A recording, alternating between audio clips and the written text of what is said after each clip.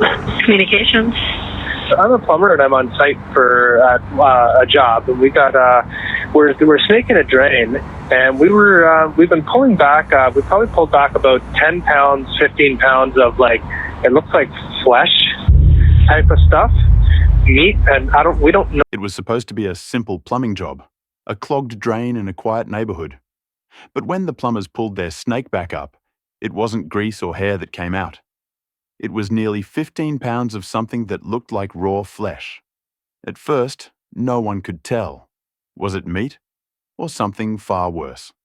Within hours, that ordinary house call had turned into a crime scene, and what investigators uncovered inside those pipes would reveal one of the most chilling murders Ontario had ever seen.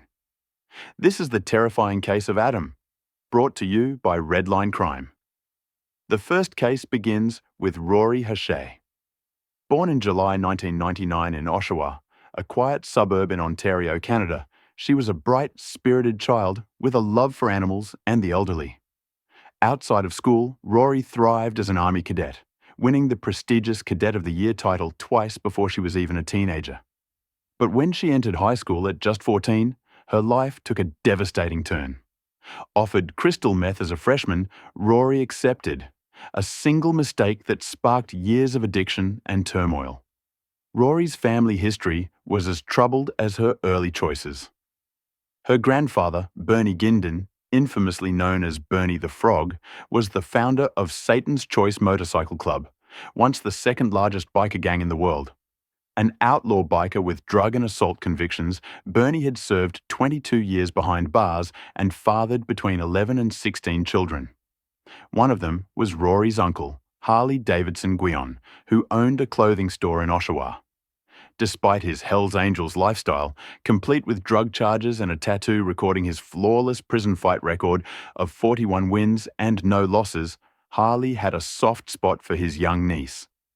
In 2016, at age 17, Rory lived with Harley and his family while he was under house arrest on drug charges. Her mother, Shannon Dion, had even reported herself to the Children's Aid Society in a desperate attempt to secure treatment for Rory's addiction. But the system failed her.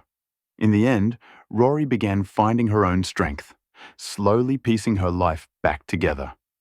The last 6 months of Rory's life were filled with hope.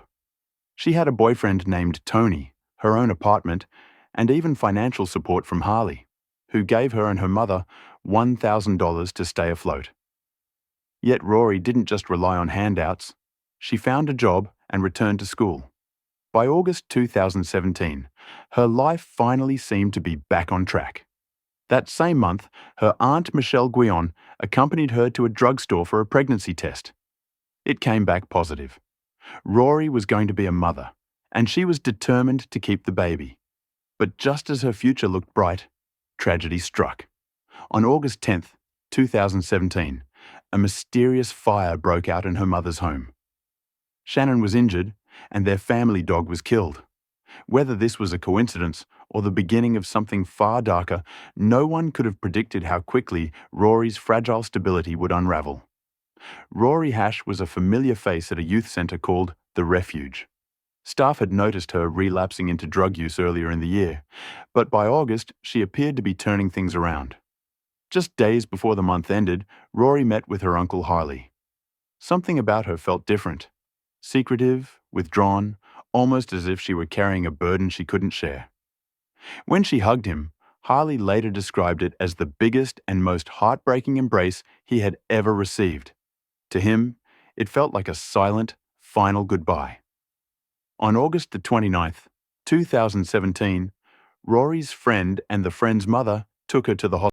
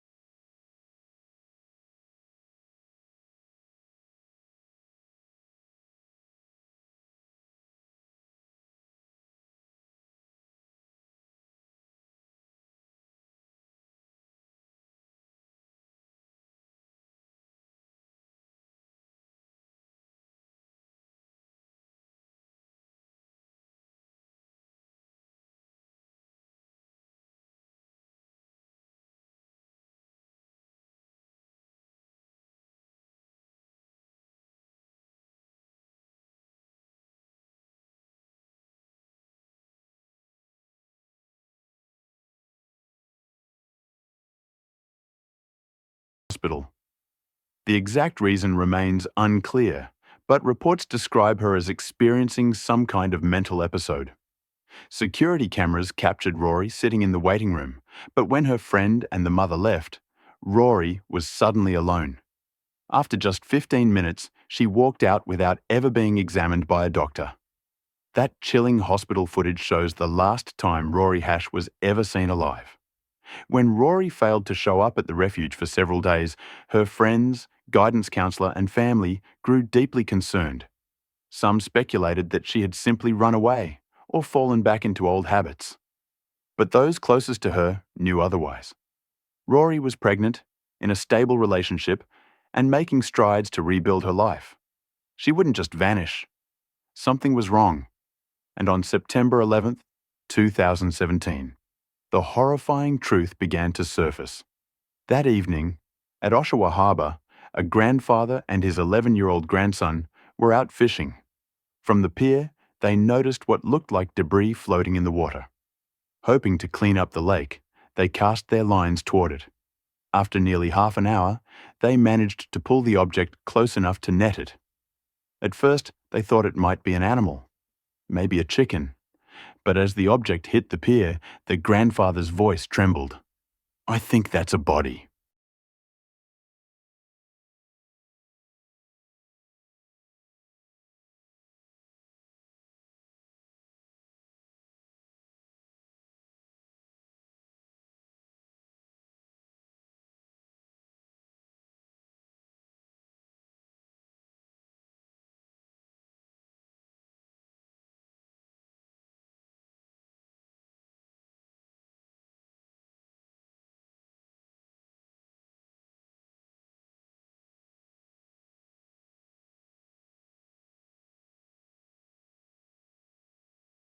The horrifying discovery was a female torso.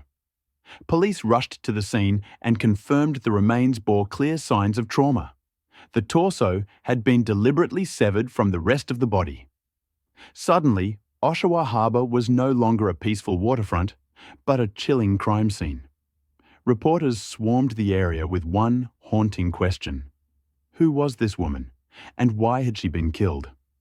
Authorities immediately began working to identify the victim, but Lake Ontario is vast, and investigators couldn't rule out that the remains had drifted from another city.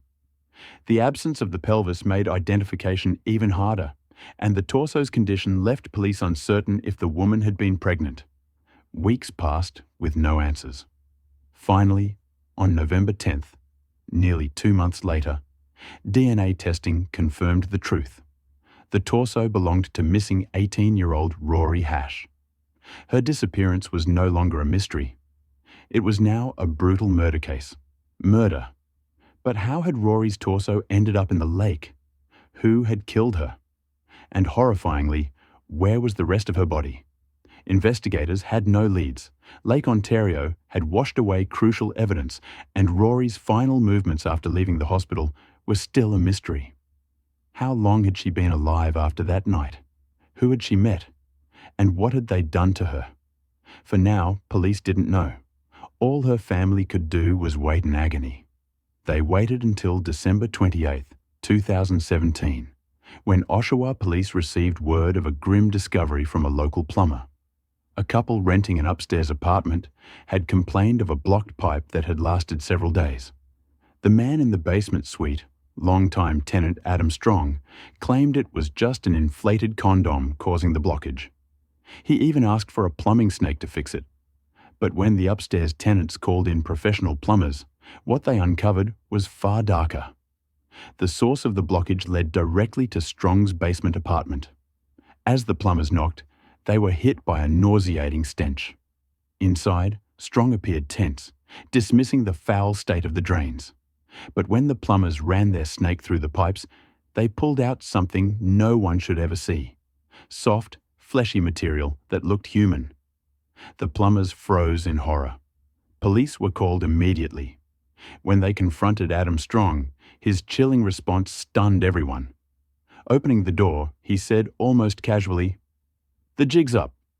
It's a body. He was arrested on the spot." But even in custody, Strong kept talking. In the squad car, he revealed more. "If you want the rest of her, she's in my freezer. She's pretty defleshed." With mounting dread, officers opened the freezer inside Strong's apartment. What they found confirmed their worst fears: severed human body parts, including a head. Tattooed across the victim's neck were the words "alive," the exact same tattoo Rory Hash had. The remains were hers.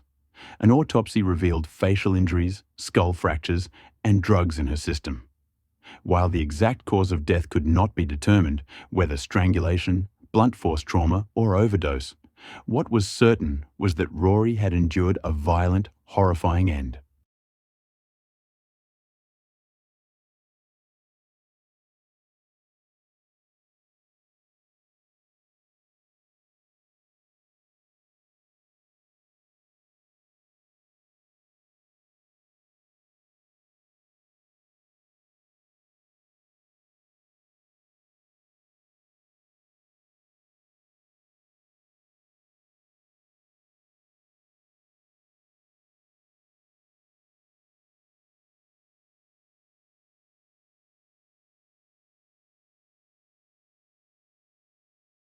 Delays, excuses, and arrogance.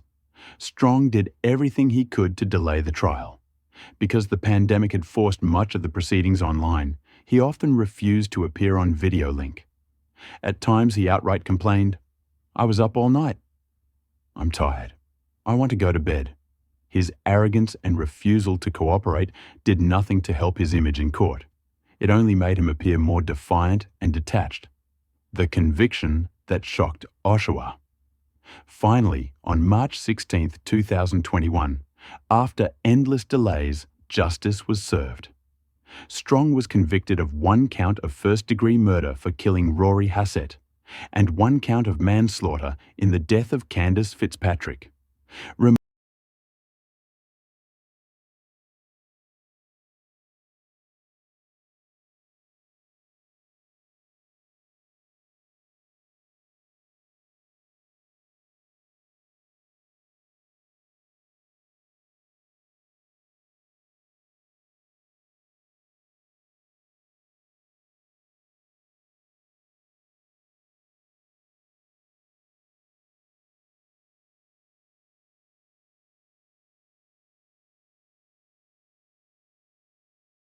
Remarkably, this conviction came without Candace's body and without any confession to the killings themselves. His admission to dismemberment was enough to seal his fate. The murder charge carried an automatic life sentence. A chilling confession behind bars. In July 2021, resigned to his prison fate, Strong made a chilling admission to a guard. He knew where Candace's remains were. Police escorted him to a location in Oshawa, where he pointed to the burial site. At last, investigators recovered Candace's remains, bringing long-awaited closure to her devastated family after nearly a decade of unanswered questions. The family's agony and relief won. Grieving relative described the pain of waiting. "We're barely surviving a year and a half going through this. I couldn't imagine 10 years. They're good-hearted people, crushed beyond words." For many, the shocking part wasn't just Strong's crimes, but that they happened so close to home, right near the downtown core of Oshawa. No remorse, no humanity. Even after conviction, Strong showed no signs of remorse. In his mind, he was guilty of nothing, already tried, judged, and convicted only by others. But to the families and community, his lack of humanity made the crimes even more chilling. The biker connection and deadly consequences. Strong's sentence also carried a unique danger. Rory's family ties ran deep into biker history. Her grandfather, Bernie Ginden, was the founder of Satan's Choice, once one of the world's largest outlaw motorcycle clubs. As one convict put it, "You can't kill a biker's granddaughter and get away with it." Behind bars, Strong may face his harshest reckoning yet. Lingering questions. To this day, no one knows exactly how Strong met his victims, or why he killed them. Prosecutors believe the murders were crimes of opportunity, that he may have kidnapped Candace and Rory off the streets. But the darkest question remains: What happened in the decade-long gap between his first and second kill? What horrors might still be hidden? Final words to the audience. What do you think about this disturbing story? How could Strong's crimes remain undetected for so long? Share your thoughts in the comments. We want to hear your perspective. Until next time, stay safe, keep your eyes open, and don't miss our next case right here on Redline Crime.